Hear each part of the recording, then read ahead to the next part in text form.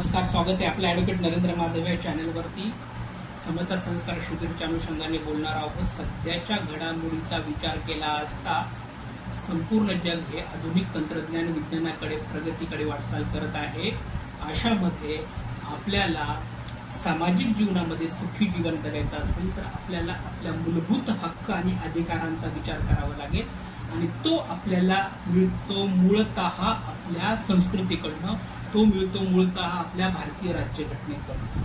म्हणूनच आपल्याला सजग नागरिक बनायचं असेल, आपल्याला चांगला माणूस म्हणून जगायचा असेल तर आपल्याला भारतीय राज्यघटनेतील दिलेल्या सर्व तरतुदीची माहिती सर्वसामान्य जनतेला असणं आवश्यक आहे. काय दिलेलं आहे भारतीय राज्यघटनेमध्ये, कोणते आपले हक्क आहेत, कोणते आपले अधिकार आहेत आणि त्या अनुषंगाने आपल्याला आपल्या जीवनाबद्दलची वाटचाल कशा पद्धतीने करायची आहे ही सगळी माहिती आपल्याला भारतीय राज्यघटनेमध्ये दिलेली आहे. आणि ह्याच अनुषंगाने आम्ही आमचे समता संस्कार शिबिर हा उपक्रम संपूर्ण भारतभर चालवत असतो. व्हिडिओ आपल्याला आवडत असेल तर नक्की लाईक आणि सबस्क्राईब करा, कारण हे व्हिडिओ आपल्यासाठी खूप आवश्यक आहे, खूप युजफुल आहेत, खूप महत्वाचे आहेत. कारण ह्या व्हिडिओच्या माध्यमातून आम्ही येणाऱ्या पिढीला संस्काराचे महत्त्व विषयित करणार आहोत. संस्काराची आवश्यकता काय आहे आणि कोणत्या कोणत्या अनुषंगाने संस्कार अपेक्षित आहेत हे या ठिकाणी अत्यंत महत्वाचं आहे आणि त्याच अनुषंगाने त्याच विषयाला धरून आम्ही आता बोलणार आहोत. सध्याचं जग बदलत आहे. ज्ञान विज्ञान तंत्रज्ञानाकडे वाटचाल असताना माणसाला माणूसपासून माणूस दूर जातो आहे. तर माणसाला माणसापासून दूर जात असताना विज्ञान तंत्रज्ञानाच्या काळामध्ये आपल्याला एक प्रकारे मानसिक आजार जोडत आहे. तो मानसिक आजार आपल्याला थांबवायचा असेल तर आपल्याला आपल्या मनामध्ये प्रेमाची भावना जागृत करणं अपेक्षित आहे आणि त्याच अनुषंगाने येणाऱ्या नवीन पिढीला संस्काराची गरज आहे. हे संस्कार घरातनं मिळतात का? तर नक्कीच मिळतात, परंतु त्याची पूरकता, त्याची उपयुक्तता पाहिजे तितकी राहत नाही. म्हणजे जसं आपण उदाहरण दिलं तर आपण घरातनं जेवढं जेवण करतो त्या जेवणामध्ये किती पद्धतीची कॅलरीज आपल्याला मिळतात हे फार महत्वाचं आहे. आपल्याला घरच्या जेवणामध्ये संपूर्ण कॅलरीज आणि प्रोटीनयुक्त जर आपण आहार घेत असू तर आपल्याला एक्स्ट्रा सप्लिमेंट घेण्याची गरज पडणार नाही. परंतु दुर्दैवानं तसं होत नाही.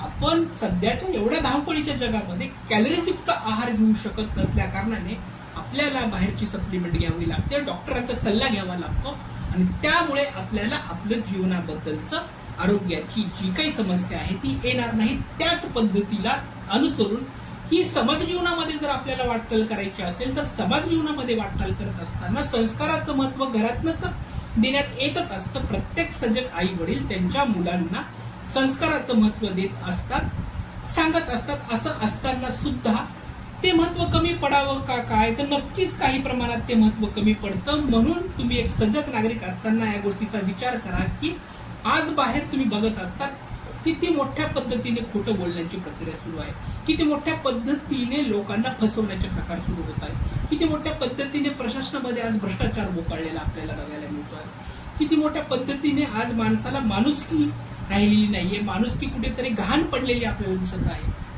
माणूस माणुसकीपासून दूर चालल्या जात आहे. माणसाच्या हृदयामधलं असणारं प्रेम आता कुठेतरी कमी झालेलं आहे आणि ह्यावरती काम करणं अपेक्षित आहे. म्हणून जर सजग नागरिक तुम्ही असाल तर तुम्ही या ठिकाणी काम कराल आणि संस्काराच्या रूपाने तुमचे आयुष्य हे सोनेरी कराल, गोल्डन कराल अशी अपेक्षा मी तुमच्याकडून बाळगतो.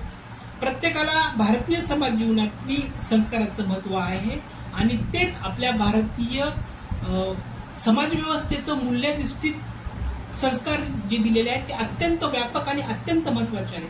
त्यामध्ये कुठेतरी जर कमतरता जाणवायला लागली तर आपला देश प्रगती करू शकणार नाही. आपल्या देशाला प्रगती करायची असेल, जीवनाकडे वाटचाल सजग करायची असेल तर आपल्याला संस्काराच्या रूपानं आपल्या देशाला पक्का पाया ठेवणं अपेक्षित आहे. म्हणून आपल्या भारतीय समाज व्यवस्थेमधील जे संस्कार दिलेले आहेत ते मूलभूत संस्कार जतन करून त्या आदर्शयुक्त समाज जीवनाकडे केलेली वाटचाल अत्यंत उपयुक्त आहे. ही फक्त शालेय जीवनातील विद्यार्थ्यांसाठीच नाहीये किंवा बाल जीवनातील विद्यार्थ्यांसाठीच नाही, तर जे वरिष्ठ नागरिक आहेत, जे प्रौढ नागरिक आहेत ते सुद्धा आयुष्यातील घडामोडीकडे बघत असताना कुठेतरी संस्कार विसरत चाललेले आहेत हे दुर्दैवानं म्हणावे लागेल. म्हणून प्रत्येकाने संस्काराकडे वाटचाल करणं, संस्काराकडे बघणं अपेक्षित आहे. म्हणून आम्ही हे संस्कार वर्ग भारतभर चालवत असतो. उद्देश एवढा आहे की समाज व्यवस्थेमध्ये प्रेम निर्माण व्हावं, माणुसकी निर्माण व्हावी समता प्रस्थापित व्हावी, लोकांच्या मनामध्ये असणाऱ्या द्वेषाची, रागाची भावना दूर होऊन त्या ठिकाणी प्रेमाची, आपुलकीची भावना निर्माण व्हावी, हा व्यापक दृष्टिकोन घेऊन आम्ही चालत आहोत. तुमचं पण कर्तव्य बनतंय, तुम्ही या चॅनलच्या माध्यमातून आमच्याशी जोडा आणि समतानिष्ठ समाजाकडे वाटचाल करून आपलं जीवन सुखी आणि समृद्धी करा, अशी अपेक्षा तुमच्याकडनं बाळगतो आणि ह्या ठिकाणी थांबतो. धन्यवाद.